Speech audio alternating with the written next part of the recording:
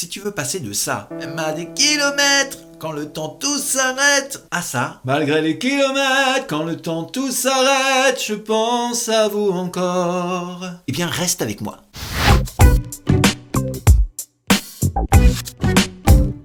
Alors, pour ceux qui ont eu l'occasion de chanter cette jolie chanson de Lynn, Je pense à vous, certaines personnes se sont retrouvées confrontées à certaines difficultés, voire même parfois s'égosiller, avec un larynx très haut, gorge serrée, en se disant « ma mince, qu'est-ce qui se passe? Qu'est-ce que je fais de mal? Pourquoi je n'y arrive pas ?» Eh bien, c'est ce qu'on va voir dans cette vidéo. Je vais vous expliquer quelques points stratégiques pour pouvoir la travailler et puis surtout prendre conscience des différences de registres que nous pouvons utiliser dans cette chanson particulièrement. Si c'est la première fois que tu arrives là sur cette chaîne, ravi de te retrouver ici. Moi je me présente, je m'appelle Cédric, je suis coach vocal. Mon métier c'est d'accompagner les chanteurs dans le développement de leur voix pour qu'ils puissent trouver tout simplement un peu plus de liberté lorsqu'ils chantent. Alors si tout ce qui a un rapport au chant, analyse vocale, conseils, astuces, etc., ça te passionne, eh bien je t'invite à t'abonner sur cette chaîne et de déclencher la petite cloche juste à côté. Bon, alors, cette petite chanson de Lynn. En 1, la grosse difficulté, c'est de bien choisir sa tonalité. Un garçon n'a pas les mêmes capacités qu'une femme et inversement. Donc des fois, ça match en fonction des voix des femmes. Pouf, on peut être en dessous d'une octave, parfois au-dessus, et puis des fois, ça ne matche pas. Donc le choix de la tonalité, c'est très important. Faites bien attention que ça rentre dans votre tessiture vocale. Si vous ne la connaissez pas et que vous avez besoin d'approfondir ce genre de choses en coaching, essayez de trouver une zone de confort pour chanter. N'allez pas au-delà de vos capacités au risque de vous faire mal. Deuxième chose maintenant, la complexité de cette chanson-là, c'est les différences de registre. Dans cette chanson, nous faisons un saut d'octave.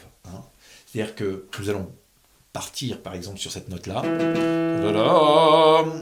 et puis on se retrouve au refrain sur cette note-là. Et là, d'un seul coup, qu'est-ce qui se passe? Eh bien, très souvent, pour certains garçons, pour certaines femmes, eh bien, on se retrouve égosillé parce qu'il y a un grand saut à faire. Et ce grand saut, il faut le travailler, il faut l'anticiper, il faut le penser.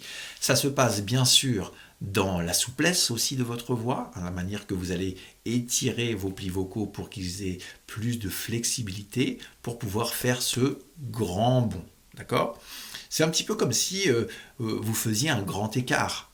Si vous n'êtes pas perfectionné, si vous n'êtes pas entraîné, le grand écart, vous aurez beau faire ce que vous voulez, mais vous allez peut-être pouvoir écarter l'espace d'un triangle entre vos jambes, mais l'écart complet va être compliqué, sauf si vous vous entraînez à travailler sur la souplesse et la flexibilité. Pour votre voix, c'est exactement la même chose.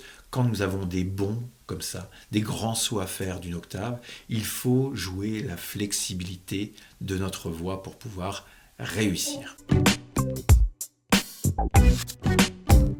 Dans un premier temps, allez vérifier ce qui se passe en termes de résonance. À quel endroit vous ressentez des choses et surtout, est-ce que ça change de mécanisme dans votre voix? Est-ce que, par exemple, vous avez le sentiment d'avoir quelque chose de large et que si vous laissez complètement aller votre voix, vous allez aller sur quelque chose de beaucoup plus fin, beaucoup plus aérien, beaucoup plus allégé. Et moi, je vous conseille de commencer de cette manière-là, bouche fermée tout simplement. Mettez votre main ici et allez chercher quelque chose qui est plus vibrant au niveau de votre poitrine vers quelque chose de plus aérien, par exemple au niveau de votre front.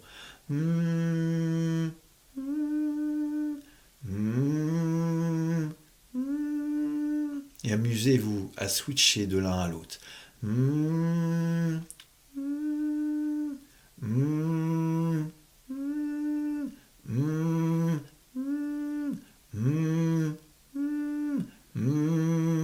Voilà, faites ça quelques instants, amusez-vous à passer de l'un à l'autre, revenir à quelque chose de plus riche au niveau du timbre, et puis d'un seul coup de plus aérien, plus léger, plus light, que vous avez tous dans votre voix. Ensuite, nous allons essayer de connecter un petit peu tout ça entre ce que vous pouvez ressentir là-haut et ce que vous pouvez ressentir en bas. Et nous allons utiliser simplement un petit M en faisant mam mam mam mam mam mam mam mam mam mam mam mam mam mam mam mam mam Mama, mama, mama, mama, mama, mama, mama, mama, mama, mama, mama, mama, mama, mama, mama. Amusez-vous quelques minutes avec ça et vous allez vous apercevoir que d'un seul coup, il y a vos cordes vocales qui commencent à s'étirer, à se stretcher, à vouloir faire justement le grand écart entre ces deux parties et vous allez petit à petit, à force de travailler, parce que ça va peut-être pas venir du jour au lendemain, faire en sorte que ces deux parties-là ne fassent plus qu'un. Malgré les kilomètres, quand le temps tout s'arrête, je pense à vous encore. Amuse-toi avec ça, dis-moi ce qu'il se passe pour toi dans les commentaires et on se retrouve dans de prochaines vidéos. Bye bye.